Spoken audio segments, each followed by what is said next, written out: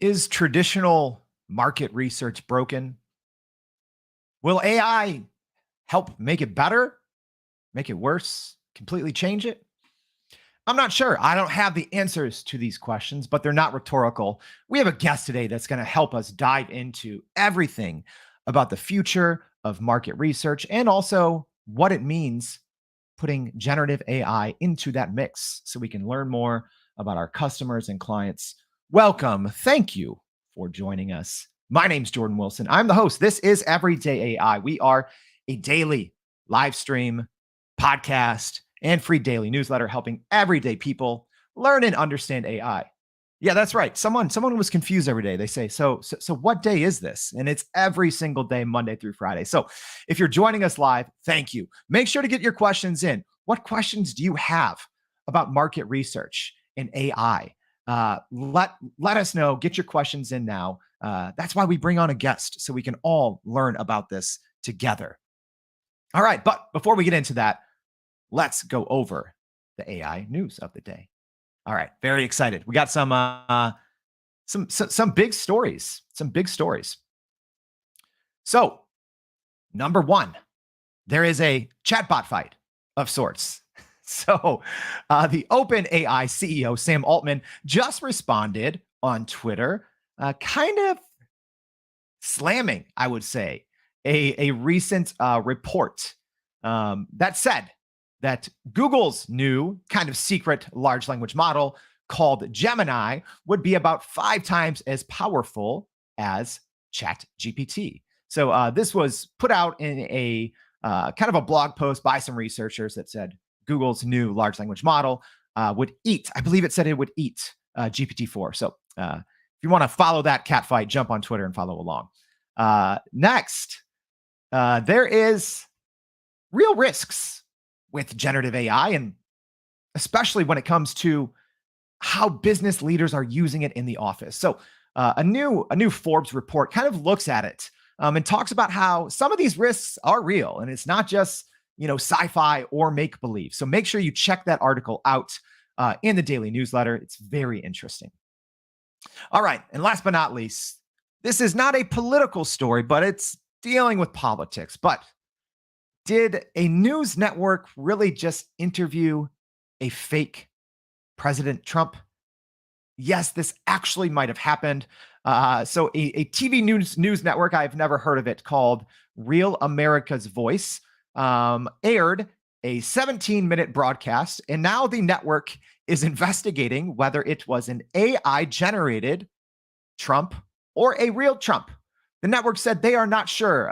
Essentially, everyone called them out and said, this doesn't sound like President Trump, former President Trump. They said, this is AI. So, wow. I mean, when we talk about AI in politics as the 2024 elections are heating up here in the US, I wonder if this is not the last time that something like this happens. All right, but that's not why you tuned in. You tuned in today to talk about market research and AI. And I'm excited for our guest today. So let me bring on Sidi Lemine. He is the founder and CEO of Jade Kite. Sidi, thank you for joining us. Thank you for having me, Jordan. I'm excited. Oh, fantastic. Let's get into it. Just real quick, tell everyone just high level, what is Jade Kite? What do you all do in the areas of kind of market research and AI?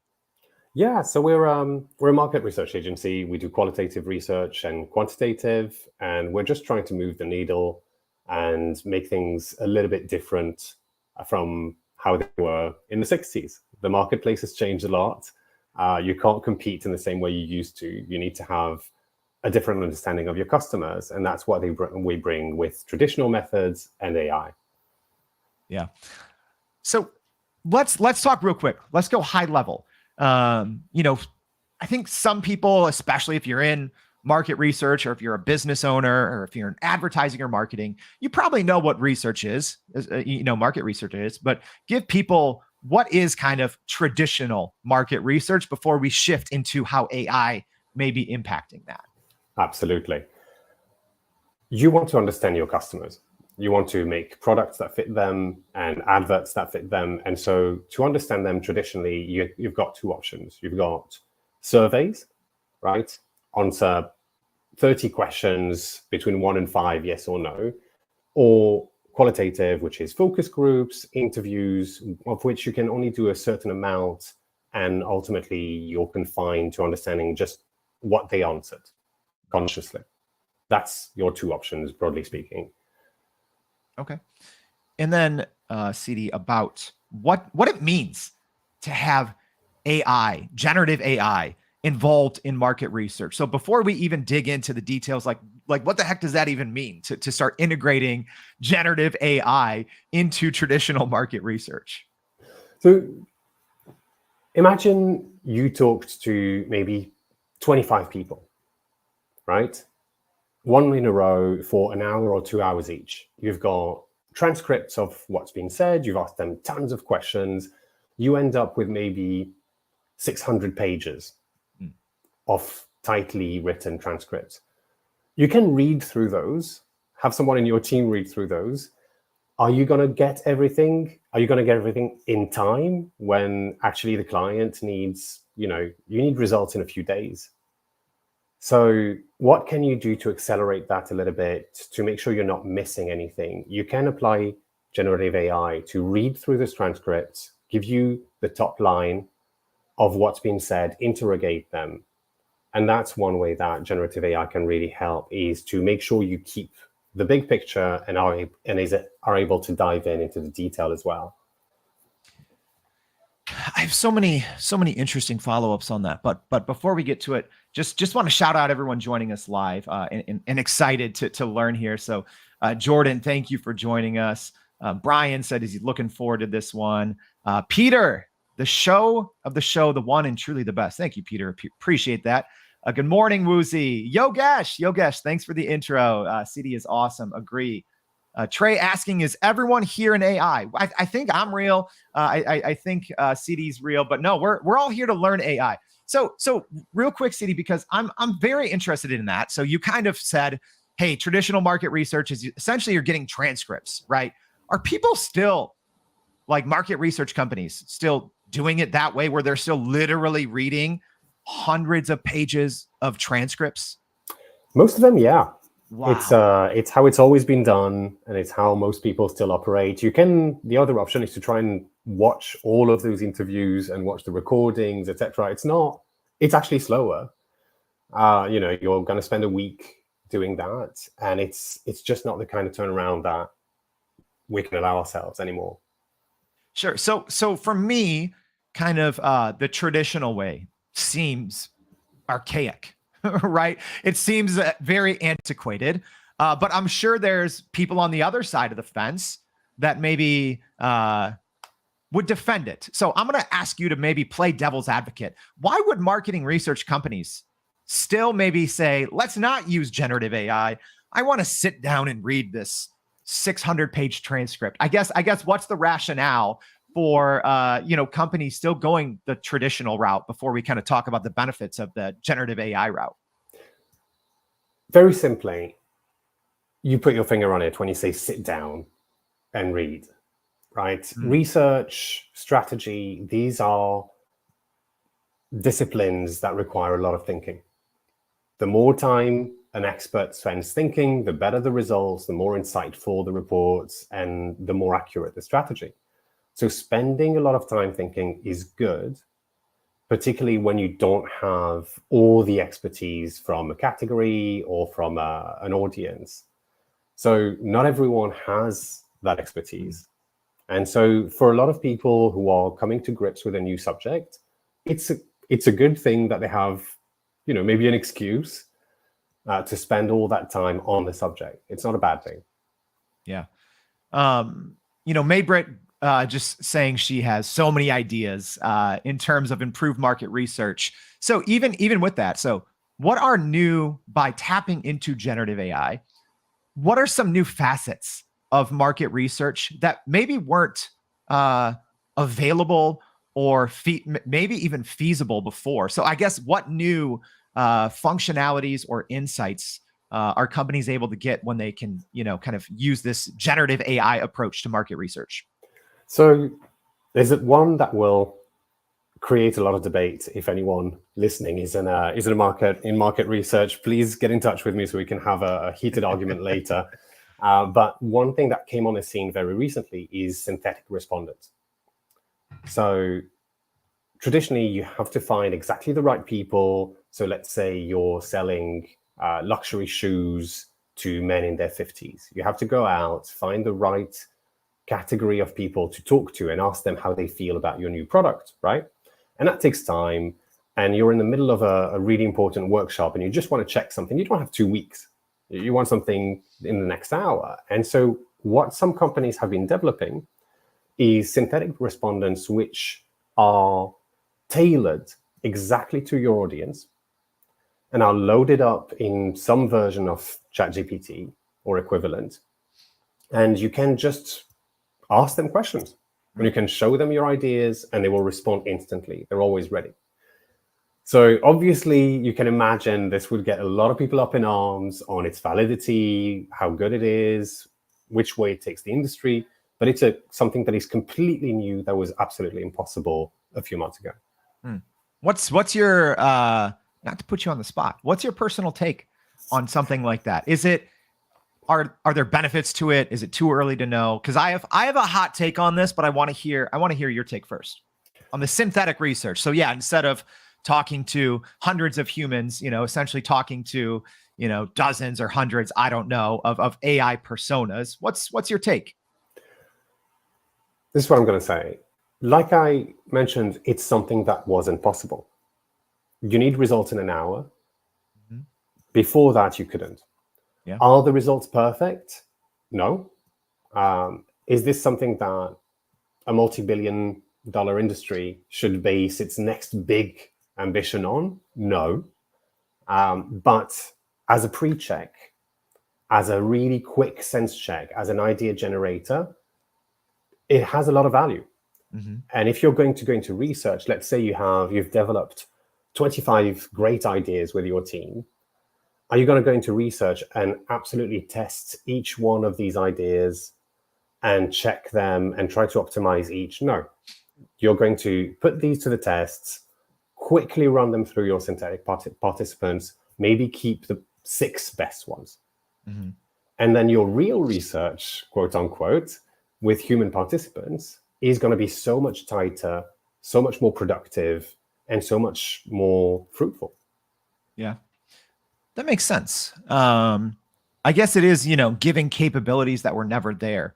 But here, I'll do my hot take, and then I have a question. I think that consumer behavior is changing faster than it ever has before, mainly because of generative AI, because, consumers now are getting probably, I don't know, at least double or triple the amount of high quality personalized content because it's so much easier to create that at scale with generative AI. So I do think consumers but behaviors are changing a little bit.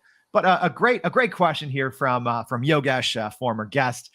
Thank you, Yogesh, for tuning in. So he's asking, can Gen AI pick up on nuances that a human can pick up? So is it better than a human, a trained human? Can AI be as good or better? I've always got the same answer, frustratingly, when, thanks Yogesh, by the way, good to see you. When someone asks, can AI do this? Can Gen AI do this? My answer is always, are you talking about this week's Gen AI, last week's Gen AI, or next week? It's constantly evolving. I'm sure you've seen the ideogram new generative AI image generator. Mm-hmm. 3 months ago, the big joke was, generative AI can never do hands and it can never write correctly. You tell it to write something and you get a jumble of letters. And now we've got both for free. Yeah.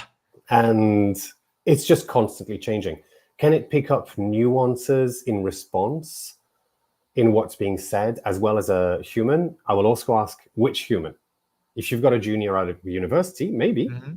If you've got an expert that's been doing this job for 20 years, probably not. We're not there yet. So I wouldn't recommend replacing humans with AI now, but just assisting them. That's a very interesting, an interesting take, and it's kind of related to this question here from Jackie. So great transition. So Jackie saying she's worked for market research companies and asking, can it be that they think they are losing value, so digging their heels in the sand? So maybe is that one of the reasons why we're not seeing even more generative AI and market research? Maybe because companies have built up large companies by doing it the old school traditional way, which requires a lot of time, right? So you can bill higher, right? Hey, I'll say the quiet part out loud, but is there something to that they don't want to lose value of, we have all these humans that have been doing this for decades? I don't want to go that way. I don't want to think of my colleagues this way. I think genuinely all of my colleagues are trying to do great work and deliver great insights that help their clients perform better. I'm pretty sure that's the general consensus. There is a genuine fear of losing craftsmanship. Because right now, the way I think about AI and generative AI is it's the industrialization age of anything related to information, to thinking. And so what we have is a whole industry, like any thinking industry, that is a collection of very talented, very highly trained craftspeople. And so like in any past revolution, industrial revolution, when you bring in those big factories and those big machines, people are worried, what is to happen to the craft? Am I obsolete? That's a big question. But also, is the industry going to lose its beauty, its detail, its quality? So there is a question that with AI, we might lose a lot. I think that's the case. I think that's to put an image of big technology straight away. Let's right? Let's people are assisted in their thinking with general and with reform. All right. I'm sorry. I'm sorry, y'all, Sidi and everyone else. I don't know if we might be having some connection issues here. So we'll try to get those. See if we can't get those figured out. Apologies if you're seeing this on both ends there. So we'll see. We'll test to see if we can get a solid connection here and see if we can get Sidi back on in live. But so many great questions, and we'll check in here to see if we can get Sidi back. But a great question here from Cecilia, and we'll see. So she's asking, who develops the prompts for synthetic participants to ensure true diversity? Which is a great point, Cecilia, because as we know, any generative AI models are trained essentially on the data just of the open internet, right? And so much of the information that is being used to train models of all different mediums, it is inherently biased. It is inherently has stereotypes. So Sidi, it looks like we have you back now. So I'm glad the connection issue got figured out there. So what's your take on Cecilia's point that, hey, is this like the information that is being used with synthetic participants? Let's go down that route. Is it even reliable? Because a lot of that information may be very biased. It could be. Yeah, absolutely. Hi, Cecilia. Thank you for such a really, really good, really important question. Obviously, diversity is at the heart of everything we do, and representativeness is at the heart of market research. If you, even with human people, if you go out and you only talk to, 18 to 25 white males about your new soft drink, you're going to miss out on so much richness of how people view it. And so it's all about the way the participants are built, and not all providers are the same. Some will basically plug you into ChatGPT, add a few prompts, and off you go. And there you get all the biases inherent to whatever generative AI. The beauty of it is when you go out and you build them consciously. You build your participants from very deep understanding of who your market is, who your audience is, and you build in all of that diversity in. So you will talk to a diverse crowd, get all of the information from them of who they are, what are their attitudes, how do they feel, segment them, and then you can make sure that when you do your synthetic research, you can address each of your different types of participants, each of your different segments of your audience individually or together, and get that richness. Yeah. It's one of those things, Sidi, I get where you're coming from, but I also get, because other people here, it looks like we have people in the comments that are in market research, here we go from Brian saying research needs to be done in a more efficient way, given the volume of what we are trying to assess in many cases. And then, goes to the same point that Jackie's making here, saying sometimes you just need an answer that is close enough and good enough. And sometimes you need to be exact. So I'm guessing, even companies that are using generative AI in market research, it seems like they need to, and maybe going back to Cecilia's point, maybe they shouldn't be applying this approach across the board unilaterally. Maybe they should be a little judicious about where they should be applying generative AI research versus where they should be still having humans involved, at least, on the front and the back. Is that kind of the way that you see it? Yeah, that's spot on. That's spot on. Ask yourself, can I do market research now? Do I have time? And if the answer is no, because millions and billions of decisions are made every day without any market research, just shot in the dark, 5 people around a table, this is probably it. If that's the case, there might be a new solution now that helps you at least get a sense check before you have to make the big commitment. Yeah. I think we got our connection issues. Thank you for those of you that in the comments were asking. And Harsh, this is live. We're taking questions live. We do it every single weekday, 7:30 a.m. Central Standard. So here's another question. We'll take this one live. Sidi, great question from Maybrit, asking, could synthetic respondents, and I know that's not your background, your Jade Kite is more of, combining generative AI, and there's a big difference probably between generative AI powered, market research versus synthetic. But, great question here. What about for a product or a company that maybe doesn't exist, like a startup in the MVP stage? How could, we'll go both routes. So quickly, could generative AI powered research work? And then could synthetic work for a company that doesn't exist yet? Yeah, 100%. Startups, particularly at MVP stage, have a lot to gain from AI enhanced methods. Synthetic respondents is one of those cases because things move even faster for a startup, and you don't always have the time or the budget to go out and do big proper research. So this would work really well. Another thing that works really well is what we're doing the most of, which is emotional analysis. And that can give you a definite advantage on, quote unquote, the big dinosaurs in your marketplace. Yeah, that's such a good point. Another great question here from Val. Val, thanks for joining us. So aside, and don't worry, guys, like we're gonna put in the newsletter, so make sure you go subscribe to that, youreverydayai.com. So Sidi's been dropping a lot of great information. We're gonna link to Jade Kite so you can check out more about them. But maybe for the everyday person, Sidi, those who maybe aren't in the position to even hire, a company such as yours, what are some tools or recommended software that people can just jump in and they can at least get some good insights? So that's kind of what Val's asking. Is there a plugin in ChatGPT or what other software can be used to at least get people started and get their foot wet, so to speak?